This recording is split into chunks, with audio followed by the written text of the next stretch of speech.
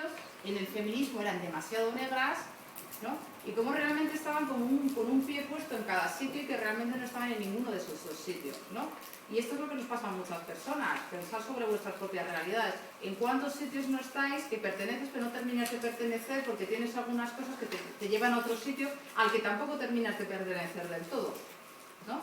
Entonces ellas hablaban de esas experiencias complejas de ser mujeres negras, demasiado negras, demasiado mujeres, con lo cual lo interesante de ese debate no es que ellas fueran unas raras rarísimas, sino que probablemente al movimiento negro le hacía falta un buen atizado del feminismo y al feminismo le hacía falta un buen atizado de qué pasa con las relaciones de poder y privilegio, con el hecho de ser blanca en los Estados Unidos, con la clase social, porque no todas las norteamericanas tienen pasta, no todas viven en un chalete, no todas, ¿no?, tienen a alguien que les limpie la casa, ¿no? Entonces en ese sentido esos debates son muy interesantes, más allá de la experiencia de ellas, que lo es, porque lo que está diciendo es algo le pasa a la clase social, algo le pasa al feminismo y algo le pasa al movimiento negro que no tiene sitio para nosotros, ¿no?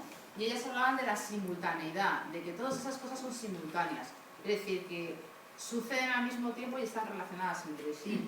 Otras maneras de hablar de la interseccionalidad fue el mismo término de interseccionalidad que acuña la profesora Kimberly Crenshaw en una universidad importante, en UCLA, en UCLA, y ella hablaba del ámbito del derecho, como si tú generas unas políticas para proteger a los negros de la discriminación y unas políticas para proteger a las mujeres de la discriminación, una mujer negra va a tener que decidir o sea, que de este conjunto de políticas y de este conjunto de políticas, a cuál de ellos echo mano cuando me estén discriminando, porque voy a tener que demostrar que la discriminación existe, porque vivimos en sitios donde la gente no se cree que la discriminación exista y la tenemos que demostrar. Entonces, ¿cuáles son los derechos que me amparan como mujer negra, ¿no? Y ella pone un montón de ejemplos, desde las resistencias de los movimientos sociales a reconocer en un barrio determinado de Los Ángeles, desde los años 80, que hay violencia contra las mujeres, que en ese momento ya se nombraba como violencia doméstica, que no querían decirlo porque no querían recibir una ola de racismo. Claro, es que si decimos que tenemos mucha violencia en este barrio, que somos todos afroamericanos, decían los trabajadores sociales y la gente del barrio, los líderes, es que si lo decimos van a decir, ya veis, los negros son así, ¿no? De la misma manera, con esto en relación con el contexto actual. Podemos hablar, por ejemplo, de la violencia gay en las parejas lesbianas, o donde uno de los miembros es transexual, o es un tema tabú porque sabemos que vamos a recibir un ataque de homofobia y de transfobia de la hostia.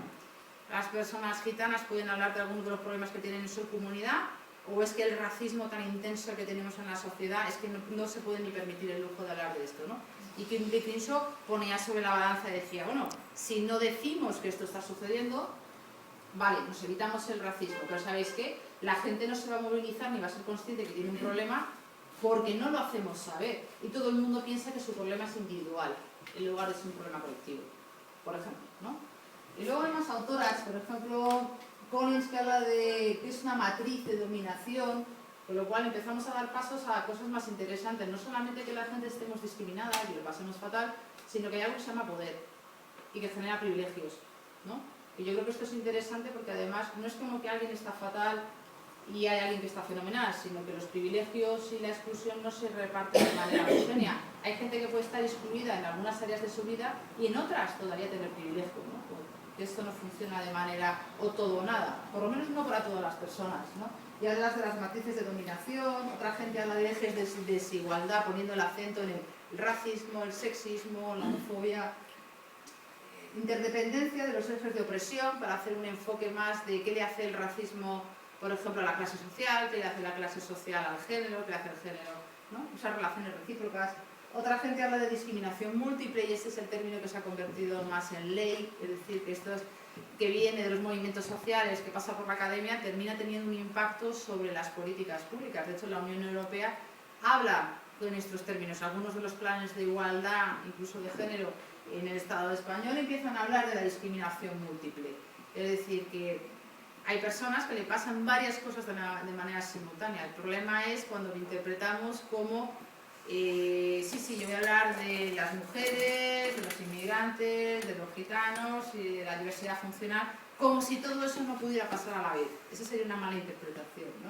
Y otra gente habla de ensamblajes o de agenciamientos, que yo creo que son las propuestas como más atrevidas desde Desvirtuar, por ejemplo, ¿no? Es decir, que no nos hemos inventado este término. Ojalá hubiéramos sido súper listos aquí, la Romero, Javi Sáenz, la Ceci, no sé, toda esta gente tan lista, ¿no? Y pues, mira, se me ocurre una cosa genial. No, pues no, ya estaba hecha. Yo tenía 9 años cuando se hablaba ya de esto. O sea que llegamos, nos incorporamos a esta serie de estudios sobre la interseccionalidad porque también nos interesa el estudio de lo local. Es decir, que está muy bien que leamos sobre la situación de las negras norteamericanas de los 70, siendo demasiado negras, demasiado mujeres, demasiado bolleras algunas, cuando quizás aquí también tenemos unas realidades que son dignas de estudio, ¿no? Yo soy súper fan de estudiar lo local, ¿no? De decir, bueno, aquí qué es lo que pasa, cómo nos manejamos con algunas cuestiones, ¿no? Por ejemplo, Javi Sáenz, que supongo que le invitaré, habla de los osos, habla del follar a pelo, habla del sentido de masculinidad que tiene esa noción de la sexualidad libre, como un torrente imparable que, vamos, sin condón, vale, ¿no? Entonces, ¿no? ¿Me entendéis, no? ¿Qué le pasa a esa noción de sexualidad cuando se cruza con la necesidad del sexo seguro? ¿Qué pasa con el riesgo? ¿Qué pasa con esa sensación de la masculinidad construida con ese apego al riesgo, ¿no? Y hace un trabajo muy interesante sobre el tema de follar a pelo que yo creo que tiene mucho que ver con nuestro contexto, por mucho que la palabrota está en inglés, o que el tema de los osos, los veos, pero aquí lo estamos reinterpretando, lo estamos viviendo en nuestra versión ibérica, en la casa, pero que también yo creo que es importante dar importancia a nuestro contexto local, que pues tiene su valor, ¿no? Y vemos alguna más y vamos al debate. ¿Sí? Entonces, vale, mira aquí. Ya, o esta me parece guay. Entonces, una de las propuestas que nosotros hacemos, que yo creo que es por donde he empezado, es el cuestionamiento de las categorías. Es decir, que esto lo bebemos directamente de la teoría queer cuando está diciendo utilizamos categorías cotidianas que tenemos que problematizar. Utilizarlas tal cual nos da problemas. Nos da problemas porque generan exclusiones que no hemos decidido de antemano. Y esto, yo creo que todo el trabajo del feminismo y también de la diversidad funcional nos ha dado muchísimos ejemplos. Es decir, que imaginaos el paraguas del término diversidad funcional. La diversidad funcional engloba una cantidad de realidades súper diferentes. No es lo mismo tener esquizofrenia que medir 1 metro, es decir, la condroplasia. Son dos cuestiones distintas.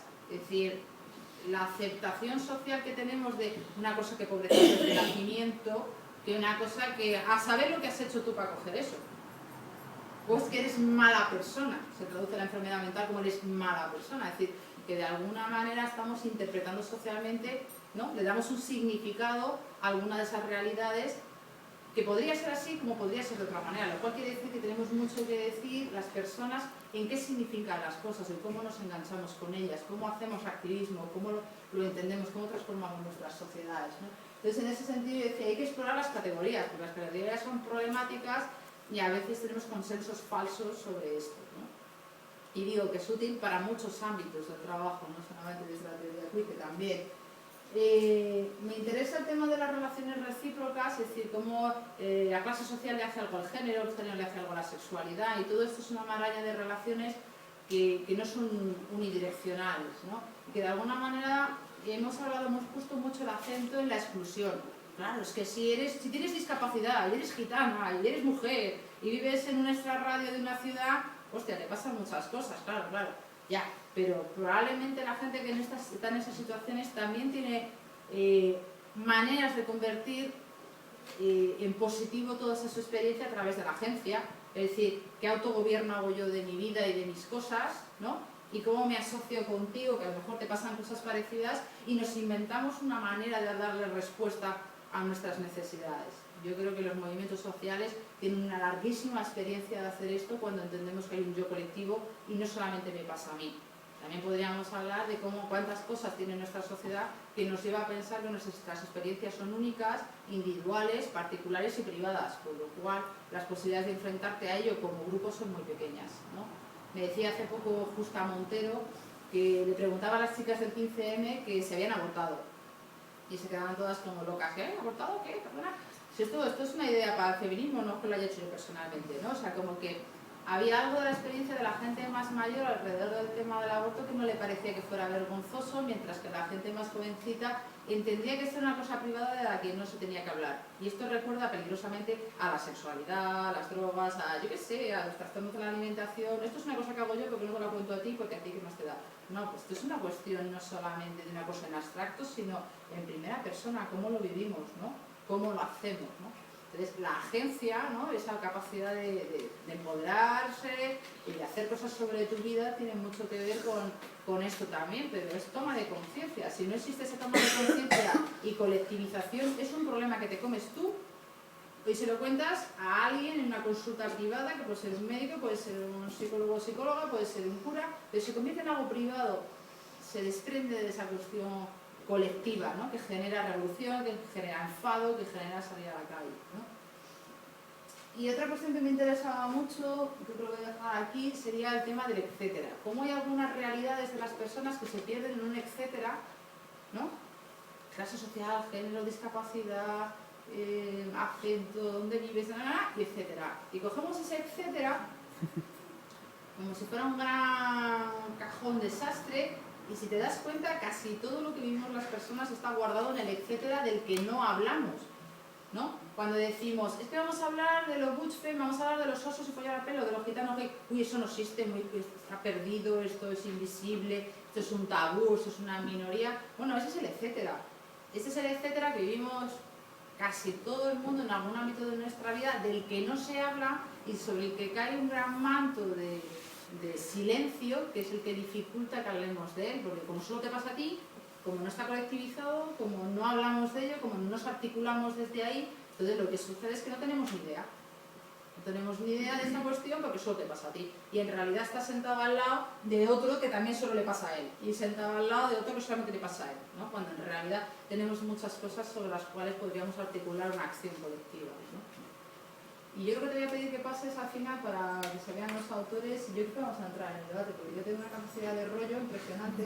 Dale, pásate las horas. Pásate las autoras. Vale, el anterior, estos serían los dos textos que traducimos, que yo entiendo que son muy potentes y por eso los hemos elegido.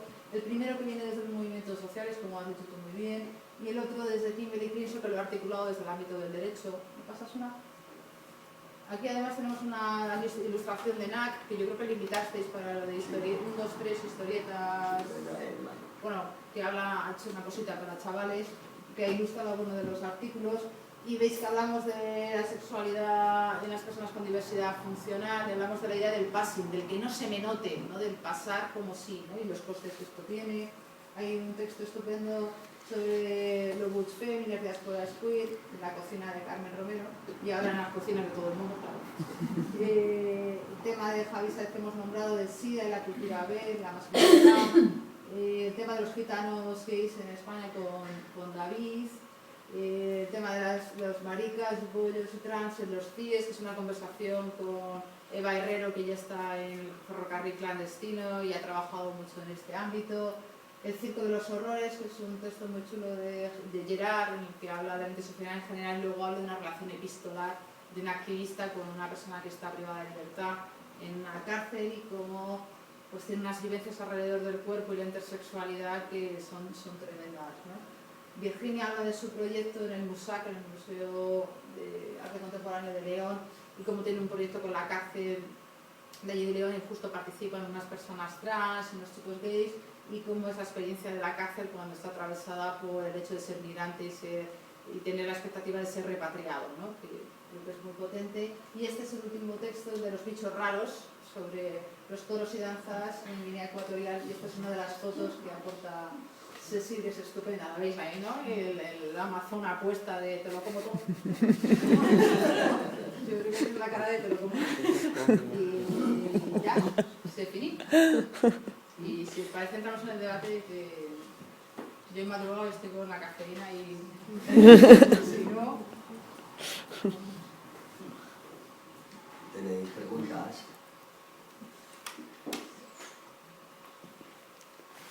A mí sí me gustaría hacer, me parece muy interesante el concepto de interdisciplinaridad, sobre todo porque es cierto que hasta ahora verdaderamente siempre hemos vivido las marginaciones o las situaciones de exclusión siempre eran como la técnica que habías puesto, ¿no? Como una especie de suma, ¿no? Soy tal, y además tal, y además esto, y además tal, ¿no? La triple opresión que sufre la mujer vasca por su clase social, ser mujer y su pueblo oprimido y tal, ¿no? Entonces, a veces realmente... Y la cuadrilla. Y la cuadrilla. Y la cuadrilla. Eso, A ver con quién vas. Ese es el pueblo, exacto. Luego la cuadrilla, esa sería cuarta, ¿no? Entonces muchas veces es interesante verdaderamente porque eso lo que te obliga muchas veces a nivel político verdaderamente es a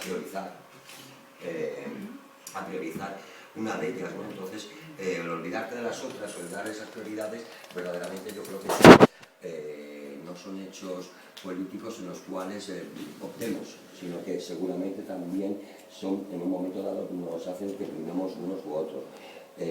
También lo que es cierto es cómo se puede o cómo interseccionalizar estas cosas, intersexualizar esas realidades, ¿no? Meramente para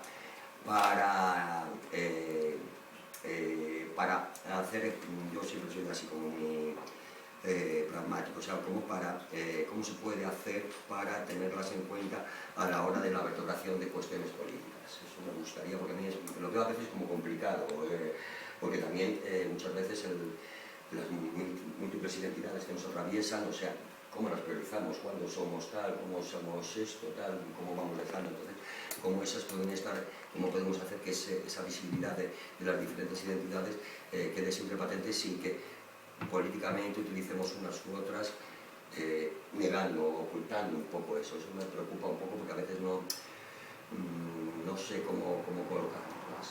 No sé si me explico. Tiene mucho que ver con los contextos, es decir, hay cosas que son relevantes aquí que no serán relevantes 300 kilómetros al norte, al sur, al este o al oeste, es decir, que en tu contexto se dan realidades que le dan contenido y significado a algunas maneras de estar en la vida.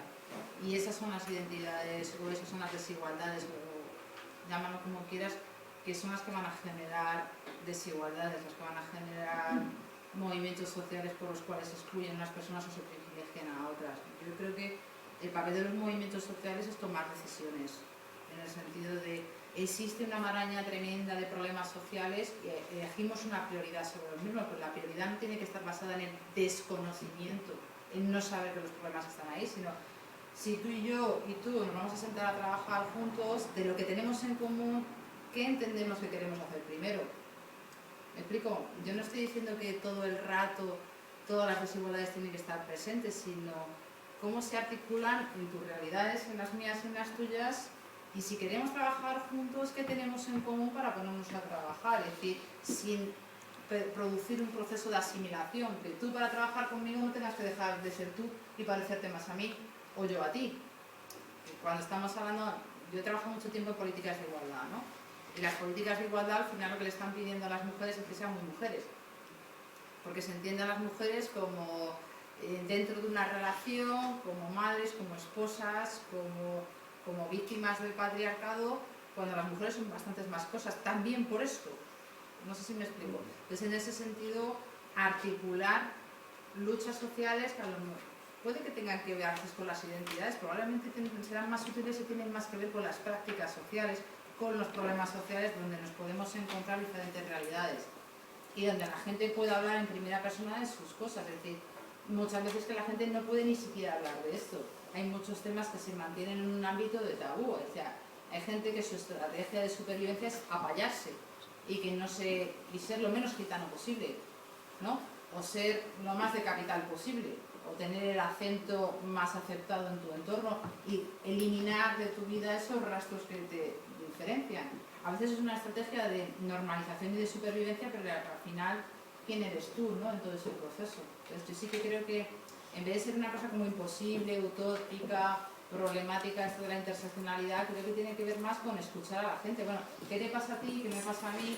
¿No? O en este problema social que yo estoy estudiando, ¿qué es lo que hago? O sea, yo tengo 50.000 ejemplos en la cabeza donde si no pones una perspectiva interseccional la estás liando. Es decir, yo qué sé, cuando